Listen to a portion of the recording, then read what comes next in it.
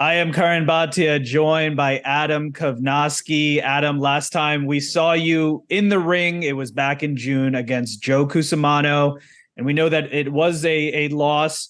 But recently, the news came out: Joe Cusumano had an adverse finding, so that obviously changes the entire equation. First of all, Adam, how are you doing, my friend? I'm good. I'm good.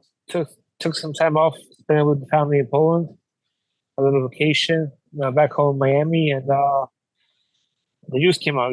The big bomb dropped. So I'm looking at my options and thinking about what's next. That was my question for you. When this news first came out, it's been a couple days now, but when you first heard the news, what was going through your head? I was shocked, devastated. Knowing that somebody cheated to beat me in a fight that meant everything to me. Like I said before, it was like a do or die fight for me. Uh, So I was devastated, knowing that somebody cheated to beat me. We talked before the fight, and I know this was a must-win fight for you. Up to that point, you had three losses, and we talked about how you couldn't take a fourth, and you fought that way with the urgency. You got dropped in round one, but you started to come back in round two. The fight was eventually stopped in round eight. So going into this match, I mean, this fight meant everything for you in your career. So when you heard this news about Joe Cusumano's adverse fighting, I mean, did it make it all that much more devastating for you? 100%. Like I said before, it was everything to me. Uh, Obviously, I think, like you mentioned, like the first round I got dropped, I was a little bit like ring rusty, and Cusumano really had a hard punch, but I think we know now why. So yeah, I mean, the fight went empty to me. And what they're saying now, it's being reported that he's going to face suspension. Joe Cusumano is a fine, possibly forfeiture of purse. There may be additional punishments. News is still coming out about this. But they are saying the commission has started the process to change the TKO 8 win for him to a no contest. Have you been informed about the commission doing that, and what are your thoughts? Yes, yes. The commission emailed me on Friday. So thank you for the new commission for keeping us, trying to keep the sport clean and making sure that this doesn't leave a black eye on boxing in New York. So yeah, the commission has been in contact with me, and they are letting me know what's going on. Do you feel like it should be changed to a no contest? 100%. I think he cheated to win. I mean, I believe he should get a W for him being a cheater. You mentioned being in there and feeling his power being dropped in round one, and we know that you have a strong chin. We've seen you battle against warriors like Robert Helenius and take punishment, but you did get dropped there in round one. When you were fighting him, I'm sure you just thought that was an occurrence of someone with power. It sounded like what you were saying in your earlier answer is that you may feel like now that power may be attributed to something else. Is that kind of what you're thinking? Yeah, maybe 100%. Definitely, it's one of the main points. But during the fight, when I got dropped, I was, oh man, I was a little bit rusty. I had a long layoff, almost over a year, and I mean, I wasn't as sharp as I thought I was. Even though we had a lot of sparring, sparring and a fight is totally different. But sparring went well, really good. So yeah, I mean, when the news came out, I was like, okay, now that shows everything what happened. Especially in rounds 2, 3, and 4, I came back really strong. Hit him with some good shots, but he wasn't really going nowhere. We talked about before your fight how it was a must win, and this fight was in June. It's now September. So before this news came out, what were you thinking about in terms of next steps for your career? Were you thinking about retirement? What were you thinking about before this news came out?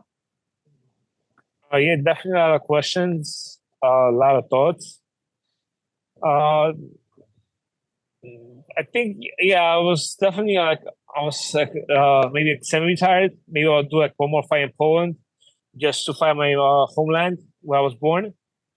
I never fought there, so that would have been like a nice way to thank all my Polish fans. They used to, wake up in the morning and cheer me on. So that was like one my major thoughts. Just do one more fight in Poland, and say thank you and leave it at that. But now that the news has come out, has that changed your perspective? And so, what are you going to do now? Are you going to continue fighting, not just in Poland, but are you going to continue fighting at the level that we've been seeing you fight? Yeah, I hope so. I hope promoters give me another shot. Hopefully, I'm back in the gym. I'm already training, doing some weights and stuff. So hopefully, I get myself back in like real good shape. I mean, I didn't put on a lot of weight. I've been like really training Poland too. So I've been active, and hopefully, I can get another fight in there and see what I have left. Hopefully, that fight didn't take too much out of me, even though he was in the juice. So it's a lot of questions to be answered.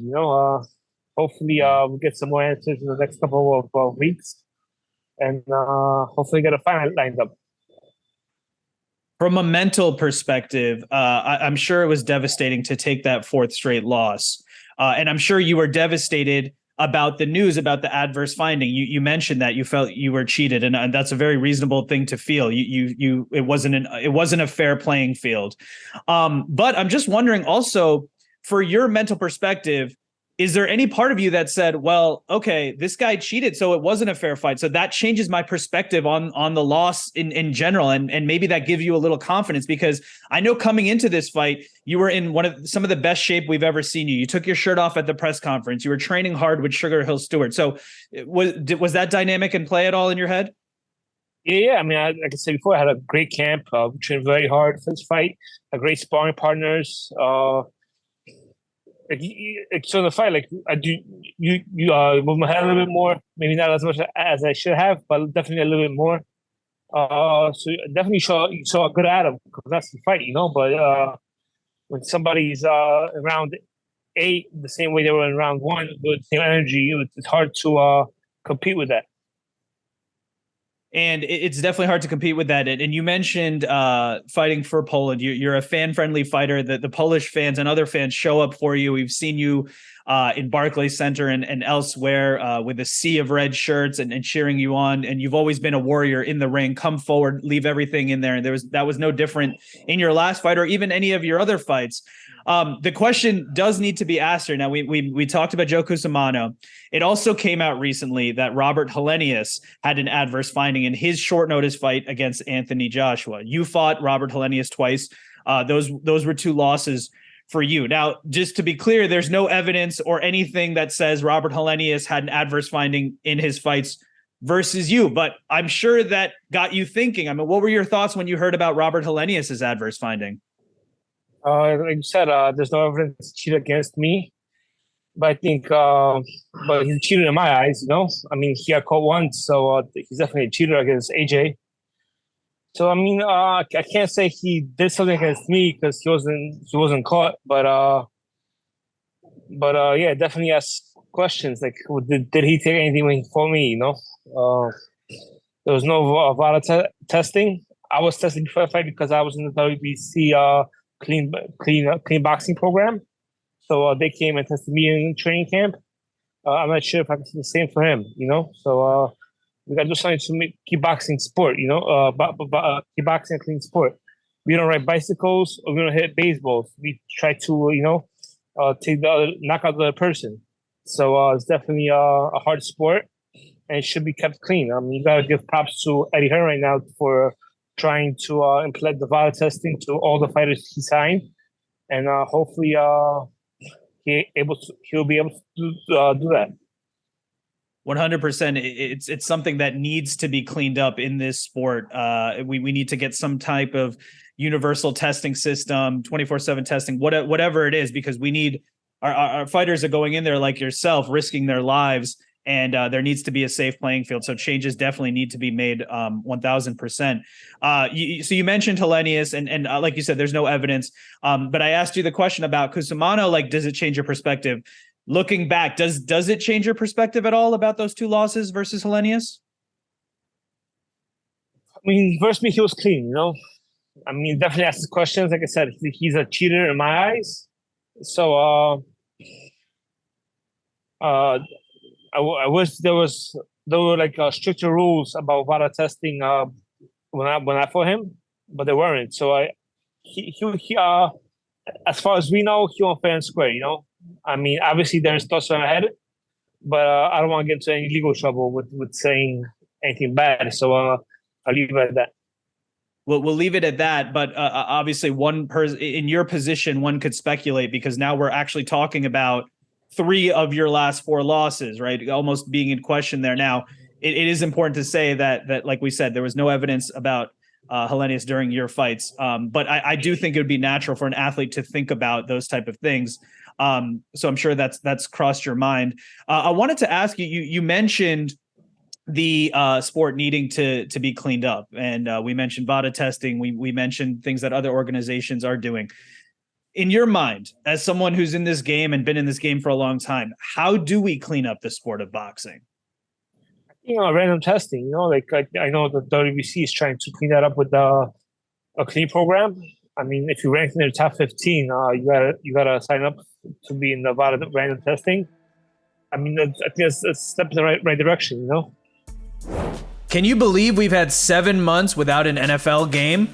Crazy, right? Well, good thing that's over. NFL is here, and DraftKings Sportsbook, an official sports betting partner of the NFL, is giving you a can't-miss offer for Week 1. This week, new customers can get $200 in bonus bets instantly when you bet just $5 on any NFL game. DraftKings is hooking everyone up with game day greatness. All customers can take advantage of 2 new offers every single game day this September. Check the app to see what you get. Download now and use code Curran, CURRAN, to sign up. New customers can take home $200 in bonus bets instantly, just for betting $5. That's code Curran, only on DraftKings Sportsbook, an official sports betting partner of the NFL. The crown is yours. Gambling problem? Call 1-800-GAMBLER or visit www.1800gambler.net. In New York, call 877-8-HOPE-NY or text HOPE-NY 467-369. In Connecticut, help is available for problem gambling. Call 888-789-7777 or visit ccpg.org. Please play responsibly. On behalf of Boot Hill Casino and Resort, 21 plus, age varies by jurisdiction, void in Ontario. See dkng.co/football for eligibility, terms, and responsible gaming resources. Bonus bets expire 7 days after issuance. Eligibility and deposit restrictions apply. I wanted to ask you about your thoughts about coming back to boxing now at a high level. One thing is, even if the fight that you just had was not a fair playing field, which it wasn't, versus Cusumano, you still had to go through that war, and you still had to go through the wars against Helenius and all the other ones that you've gone through. So your body has still gone through that, even with the the adverse finding. It doesn't change that you had to go through that. And when this came up on social media, and I've seen articles written, they said people were almost saying, they hope that maybe you don't continue because you've still gone through that. Have you thought about that at all in terms of the way you fight, you put your body on the line at all times? Have you thought about kind of the wear and tear on your body and weighed that with a comeback? Yeah, so I've been in Poland and I saw like a neurological doctor. I did like a neurological test. We took a MRI, see how everything in my head is looking. She said, "You look good." The way I talk is a little bit funny, she said. Maybe go to a specialist and check that out. But that's because I speak 2 languages, so that's a major issue. That where I sometimes say the wrong stuff, or like it doesn't come out as clear as it should have, because I'm always rushing. But other than that, like I said, I'm under I see a doctor just to make sure everything is correct, If you don't come back to boxing, or if this news hadn't come out, you mentioned the one, maybe goodbye fight in Poland and for the fans, things like that. Have you thought about what else you would do? You're only 34 years old, and you've had success in the boxing ring, of course, in the heavyweight division. But have you thought about, what else you would do, post-boxing career? not really. I spoke with a friend actually recently that also is like kind of semi-retired in the MMA, and he talks about it. And yeah, I mean, I've been doing boxing for over 20 years, so it's like the only thing I knew. So it's gonna be hard, I guess, to make a transition to do something else. I have some real estate. Like I have a lodge in Huntsville, New York, in the Catskills. So definitely, uh, yeah. I mean, definitely gotta think about it. You know, even though like I said, like I'm 34, so I'm not like the oldest player in the game, but I'm not like 23, 24 no more. So I definitely have to start looking at future ways to make money and maybe become a trainer, maybe guide other fighters in the direction I could. I mean, there's a lot of options. Definitely. But right now, like I'm really thinking about like hopefully I get like a couple more fights or one more fight, at least a goodbye fight in Poland, see how that plays out, and how I feel after that fight. One thing we spoke about earlier was about the crowds that you did draw. And this was even earlier in your career. I've seen you fight on undercards where you fought even after the main event was over, after the TV portion was over, and the stands still had fans cheering your name. So you were able to build a brand early on. I wonder if you've thought about that in terms of something that you could help younger fighters with, how to build, you built the baby face brand and you got these fans to support you and come out to see you fight, even when you weren't fighting yet at the highest level. Have you thought about sharing that with younger fighters and teaching them how to build a brand? Yeah. I mean, I guess I've been myself like throughout my whole career, trying to be humble, do the right thing, keep the right principles. And I think that's what really like put fighters to me, or people drew people to me. I was trying to help everybody I could. I mean, there's so many like messages to get on social media about thank you for the gloves you signed for us. They brought in X amount of money for somebody that's sick and this and that. So, I mean, I'm always trying to help. I mean, I think that's why I always drew people towards me. You mentioned the goodbye fight that you were contemplating before this news came out. I'm sure that's something that you still want to do going forward. I spoke to another great Polish fighter who also campaigned at heavyweight, Thomas Adamek, and I know you watched his fight. I'm sure you saw him sell out arenas in Newark and elsewhere, the Prudential Center. When I spoke to him, he said that the last time we saw him professionally in the ring was 2018, but he said that he was also thinking about a goodbye fight kind of thing for the fans. I'm just curious, would there ever be a situation where you would fight Adamek as like a goodbye fight kind of thing for the fans? For each of us? For both of you, yeah. Yeah, maybe. Definitely. So we got to talk about, think about. So Thomas was like an uncle to me, I mean, I knew him for a long time, so he definitely gave me so many pointers in boxing. About when I was maybe like starting off my career when I was 4-0, 6-0, even before the Strickland fight, I was in camp with him for when he was making his like second comeback. So he gave me so many pointers. I mean, it'll be very weird going in the ring against him, but as an exhibition, why not? I wanted to. You mentioned the people of Poland who support you and.